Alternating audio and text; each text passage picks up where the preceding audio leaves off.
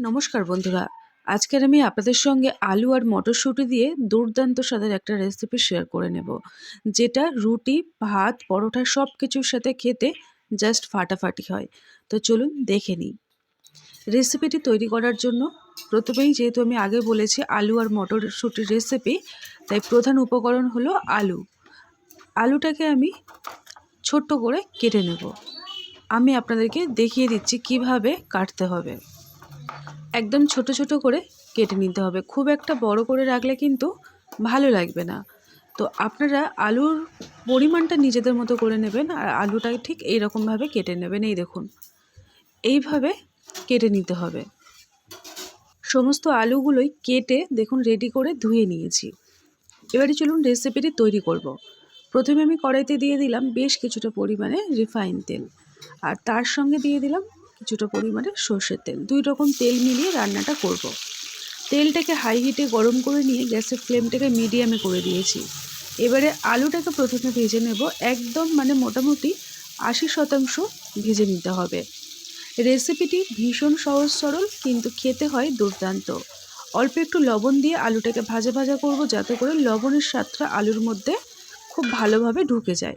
একটু ঢাকা দিয়ে রেখে দিলাম। তার মধ্যে একটা মিক্সিং জার নিয়েছি, জারের মধ্যে দিয়ে দিলাম টমেটো গোটা একটা, আর দিয়ে দিলাম 3 কোয়া রসুন, আর 2 ইঞ্চি ছোট্ট 2 টুকরো আদা, একটু কাঁচা লঙ্কা দিয়ে মিহি করে একটা পেস্ট করে নিতে হবে। দেখুন, মিক্সারটা ধুয়ে অল্প একটু জলও অ্যাড করে দিলাম। এদিকে আলুটা খুব ভালো করে ভাজা হয়ে গেছে, শুধু ভাজা নয়, ভালোভাবে সুসেদ্ধ হয়ে গেছে। এখন আমি আলুগুলোকে তেল ঝরিয়ে খুব একটা আলাদা পাত্রে তুলে রাখবো। আলুটাকে এই রকমভাবে ভেজে নিয়ে রান্না করলে দেখবেন এর টেস্টটা কিন্তু দারুণ আসে। আলুগুলো আমার পুরোপুরি ভাজা হয়ে গেছে, একদম লালচে করে আর নরম করে। এবারে ওই কড়াইতে যে তেল রয়েছে, প্রথমে হিং ফোড়ন দিলাম, আর দিয়ে দেবো এর মধ্যে সাদা গোটা জিরে, আর দিয়ে দেবো পেঁয়াজ কুচো। এখানে আমি 2টো মিডিয়াম সাইজের পেঁয়াজ ছোট্ট ছোট্ট করে কুচিয়ে নিয়েছি। পেঁয়াজটাকে খুব ভালো করে ভাজা করে নিতে হবে। পেঁয়াজ ভাজার সময় আমি এর মধ্যে দিয়ে দেবো অল্প একটু চিনি। চিনিটা দিয়ে ভাজা করার ফলে দেখবেন কালারটা খুব সুন্দর আসবে। আর এই চিনিটা দিলে রান্নাটা মিষ্টি ভাব আসবে না, তবে খেতে কিন্তু ভীষণ ভালো লাগে। অল্প একটু চিনিও আমি এখানে দিয়ে দিলাম, অল্প বলতে দেখেছেন ছোট্ট চামচের 1 চামচ পরিমাণে চিনি। যতক্ষণে পেঁয়াজটা ভাজা হচ্ছে, একটা মশলা রেডি করব। দেখুন, যেহেতু এটা মটরশুঁটির রেসিপি, তাই মিক্সিং জারের মধ্যে আমি দিয়ে দিলাম 1 বাটি পরিমাণে মটরশুঁটি। এখানে আমি 2টো আলুর জন্য পরিমাণ মতন মটরশুঁটি নিয়ে নিয়েছি। মোটামুটি দেখুন, মটরশুঁটিটাকে একটু খুব বেশি ফাইন করে পেস্ট করা যাবে না, একটু ঘুরিয়ে নিলেই দেখবেন এইরকম একটা বাটা রেডি হবে। এদিকে পেঁয়াজটাও খুব সুন্দর করে ভাজা হয়ে গেছে। এখন আমি এর মধ্যে টমেটো, আদা, রসুন আর কাঁচা লঙ্কার পেস্টটাকে দিয়ে দিলাম। দিয়ে পেঁয়াজটাকে খুব ভালো করে মশলার সাথে কষিয়ে নিতে হবে, সমস্ত কিছুর সাথে। কষানোর সময় দিয়ে দিলাম 1/2 চামচ পরিমাণে হলুদ গুঁড়ো, 1/2 চামচ লাল লঙ্কার গুঁড়ো, 1/2 চামচ ধনিয়া গুঁড়ো, আর 1/2 চামচ দিয়ে দিলাম গরম মশলার গুঁড়ো, আর 1 চামচ পরিমাণে জিরের গুঁড়ো, কাশ্মীরি লঙ্কার গুঁড়ো। সমস্ত মশলাটাকে দিয়ে ভালো করে কষিয়ে নেব। এইভাবে কষানোর সময় দেখবেন অটোমেটিক মশলার থেকে তেলটা আলাদা হয়ে যাবে। যখন দেখবেন খুব ভালো করে মশলাটা কষানো হয়ে যাবে, তারপরে এখানে মটরশুঁটি পেস্ট অ্যাড করতে হবে। মটরশুঁটি পেস্টটাকে দিয়ে মশলার সাথে বেশ কিছুক্ষণ কষাবো, যাতে করে মটরশুঁটির কাঁচা গন্ধটা একদমই কেটে যায়। এবারে আমি কম আঁচে ঢাকনা দিয়ে রাখবো মোটামুটি 2 থেকে 3 মিনিট। তারপরে আমি ঢাকনাটাকে খুলে আপনাদেরকে দেখাচ্ছি। দেখুন, আস্তে আস্তে তেলটা কত সুন্দরভাবে মশলার থেকে আলাদা হয়ে যাচ্ছে। এইভাবে একটু সময় লাগবে ঠিকই, তবে মশলাটাকে কষাতে হবে। যখন দেখবেন মশলার থেকে তেলটা একটু আলাদা হয়ে যাচ্ছে, তারপরে এখানে 1/2 কাপ পরিমাণে টক দই আমি অ্যাড করলাম। 2টো বড় সাইজের আলুর জন্য আমি এখানে 1/2 কাপ পরিমাণে টক দই অ্যাড করেছি।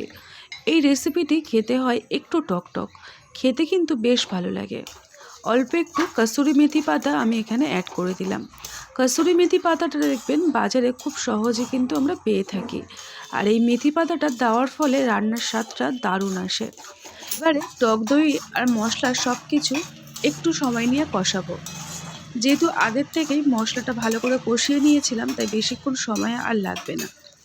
এবার আমি এর মধ্যে আগের থেকে ভেজে রাখা আলুটাকে অ্যাড করে দিয়েছি।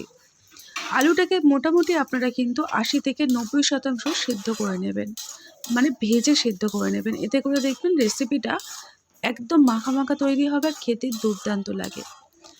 একবার হলেও আলু আর মটরশুঁটি দিয়ে এই রেসিপিটি বানিয়ে দেখবেন, আপনারা ভাত, রুটি, পরোটা সব কিছুর সাথে খেতে বেশ ভালো লাগবে। এবারে আমি দিয়ে দিলাম স্বাদ মতো লবণ। লবণটাকে দিয়ে আবারও খুব ভালো করে সমস্ত কিছু লবণের সাথে মিক্স করে দিচ্ছি।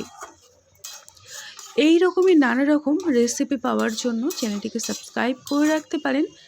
আর যদি ভালো লেগে থাকে, এই দেখুন আলুটা কত সুন্দরভাবে নরম হয়ে গেছে। যদি ভালো লেগে থাকে তাহলে রেসিপিটি বন্ধুবান্ধবদের মধ্যে, আত্মীয় স্বজনদের মধ্যে শেয়ারও করতে পারেন। আমি মোটামুটি 1 থেকে 2 মিনিট কম আঁচে ঢাকনা দিয়ে রেখেছিলাম। এই দেখুন তেলগুলো সম্পূর্ণভাবে আলাদা হয়ে গেছে। এবারে আমি এখানে দিয়ে দেবো পরিমাণ মতো উষ্ণ গরম জল। পরিমাণ যদি বলেন, আমি এখানে প্রায় 1 কাপ পরিমাণে উষ্ণ গরম জল অ্যাড করলাম। যেহেতু এখানে সব রকম বাটা মশলা রয়েছে, তাই রেসিপিটি হবে একদম গা মাখা আর খুবই টেস্টি খেতে হয়। এবারে সমস্ত কিছু ভালো করে নাড়িয়ে চাড়িয়ে দিচ্ছি। দিয়ে আমি একটু লবণটাকে চেক করে নিচ্ছি। লবণের পরিমাণটা একটু কম আছে, তো আপনারা যে যেমন লবণ পছন্দ করেন সেই বুঝে আপনারা অ্যাড করবেন। আমি এখানে দিয়ে দেবো আরও কিছুটা পরিমাণে লবণ। দিয়ে আমি এটাকে ঢাকনা দিয়ে মোটামুটি 3 থেকে 4 মিনিট ফুটিয়ে নেব। এতে করে রেসিপিটি পুরোটাই কমপ্লিট হয়ে যাবে। এই দেখুন মটরশুঁটিগুলো ওপরে উঠে এসেছে আর তেলগুলোও কিন্তু সম্পূর্ণভাবে আলাদা হয়ে যাবে। এবারে একটু নাড়িয়ে চাড়িয়ে জাস্ট আমাদের আজকের মটরশুঁটি দিয়ে আলুর রেসিপি একদম তৈরি হয়ে গেল।